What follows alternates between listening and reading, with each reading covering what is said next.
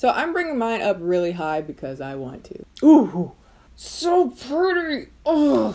Hey Gunther, get me a whiskey. Hi everyone, it's Kendall here. Today is another day of shenanigans, K-beauty related shenanigans, all about how to get a strong, even Western style makeup look with Korean products. Okay, this is kind of a challenge because a lot of people, when they think of K-beauty, they think of very subtle makeup, subtle colors, subtle blushes, subtle eyelashes, subtle everything. Basically just used to primarily enhance your beauty, not necessarily to make some huge art exhibit on your face. And I get it.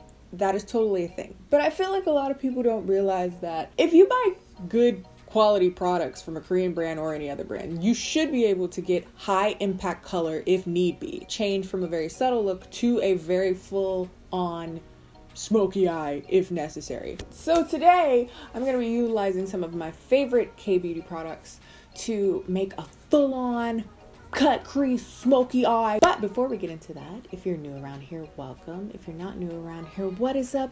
Home skillet biscuit. Either of you should be subscribed, because don't be that person that watches the videos all the time but you ain't subscribed. Like what? It's down there for you to enjoy the fam. We're great.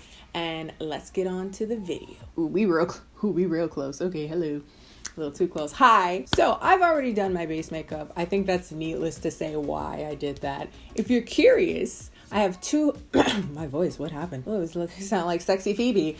Hey Gunther, get me a whiskey. Waiting for my pepper's man. But if you've seen my videos, both of them, full face of Korean beauty, or my entire video about why Korean brands would, it would be okay for them to come out with darker shades, I encourage you to watch those videos and maybe you could see why I decided to not do that. I still want to look at the end of this. I'm not trying to look like Casper the Friendly Ghost. So a few videos back, I made an entire video about my favorite Korean eyeshadow palettes. In that video, I kind of talked about how Korean eyeshadow palettes get quite the bad rep. Understandably why.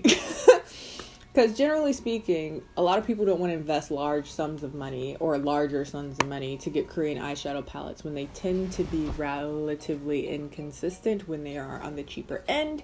In that video, I kind of discussed more expensive palettes that work very well. And one of them I talked about was the Nature Republic Pro Touch Color Master Eyeshadow Palette. This palette is easily the largest eyeshadow palette I've ever had from a Korean brand. I realized that it's not really best to be used with a dry base. So if you do concealer and powder over your eye, that's really not the tease for these palettes, or most Korean palettes, I've come to realize.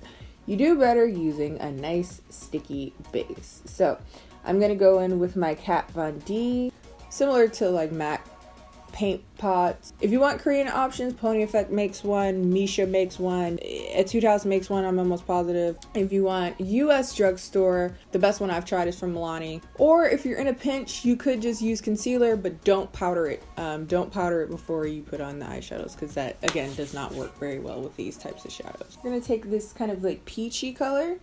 Note that these shadows come in the weirdest small pans. I'm using a small taper brush, and I'm going to use that to do a bit of a wash in my crease. This brush I got from Morphe, by the way. It just came in their eye set. It doesn't have a number on it, but it was the $25 eyeshadow eye brush set. I bought 2 or 3 of them because I hate washing brushes. So I'm bringing mine up really high because I want to. Next, I'm going to go in with this terracotta pinky color. Go in there with the same brush because we don't wash brushes around here. That's too much work. And also it actually helps with the blending process if you still have a little bit of that color still on there, is what I said as an excuse for why I don't wash my brushes. This color I'm going to keep more just to the immediate crease area and a little bit on the mobile lid. I don't want it to go up as high. Next, I'm going to take this kind of creamy color right here and go on the immediate edges of all the colors up here to blend that out a little easier. Now let's go in with this dark brown right here, and you're going to put that in the exact same spot, but just keep it even tighter in this outer V area. So note that this isn't like that weird of a technique. I'm not using any particularly new techniques that I wouldn't use for Western shadows or any other shadows that I've used in the past. Not really much of a learning curve for Korean shadows. It's just, if it's that hard to apply, it's probably just crappy shadows. Like, it's as simple as that. Korean eyeshadows get a bad rep because, you know, a lot of them do kind of say that they're more for a wash, or they're intended to be used for more of a wash. But to some extent, there should be some buildability. And this palette definitely has it. And basically all the shadows that I talked about in my favorite Korean shadow palette video. So since we're gonna go as dark as we can, let's take the smallest, tiniest, not that small at all, amount of black. And maybe even mix that with the brown we were using before and go really tight.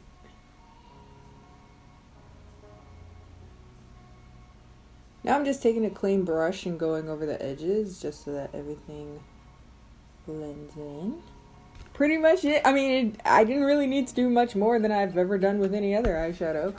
Now I'm going to cut the crease with a cream shadow. This is from Pony Effects. This is their, or her, Intense Eye Tint. And this is in the color Fix You. It's just like eye gloss, shimmer, metallic beautifulness. These also dry down, so you don't need to set them, so that's really good. And then I'm just gonna go on the lid and just cut that crease, girl. Cut that crease. Ooh. Oh. I had a moment. Okay, let us see if we can get both of my eyes to look the same. Probably won't. These are so pretty. Why don't I own more of these? These are so nice. They don't crease. They're just really nice. My eyes be playing me so hard. But anyway, I'm gonna take this pinky color from the palette. Put that on the outer corner of our champagne gold to get things to kind of coordinate. Going back in with those colors we were using before to blend in that outer corner. My eye makeup right now is so bomb. There's this like iridescent kind of like glitter toppery color. I'm gonna put that in my inner corner. It's less of like a shimmery eyeshadow and just more of a straight up glitter, which I'm sure will be pretty right here, but texture wise it's a little dry and flaky. Actually, what I'm gonna do, I'm gonna spray my brush. Woo! So pretty! Ugh. Now, with liner, I could go with any host of liners. One of my favorite is the Tony Moly one, so I'm gonna just use that one right now.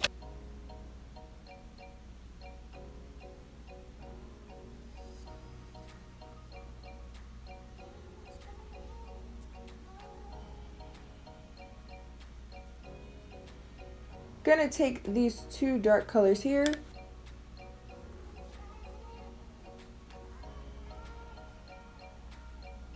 Our gel liner and put that on my lower waterline. Honesty hour, I don't own Korean eyelashes, and I've never seen any eyelashes that were anywhere near as huge as Western brands. So I will say my piece. I'm gonna go stick some lashes on and then I'll be right back.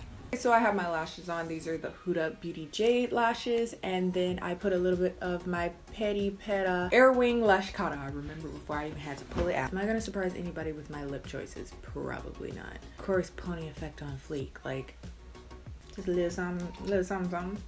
I'm just kind of lining my lips with it. Hands down, one of my favorite lipsticks of all time. Just as simple as that. Then I'm gonna go in with 3CE Muse, which is kind of pinky and hopefully will tie in a little better with these like rose goldy pinky colors that we're doing on the eye situation, you know? Now that's a really pretty matte, but I want a little bit more gloss and a little bit more like a velvet feel as opposed to like matte. So I'm gonna go in with the Labiot Wine Tint. This is in PKO2. This is the velvet, nope. That is not the color we're gonna use. PKO1, that's the color we're gonna use. And now we're gonna spray it down with a Spore Glow Fix Mist. You know the deal.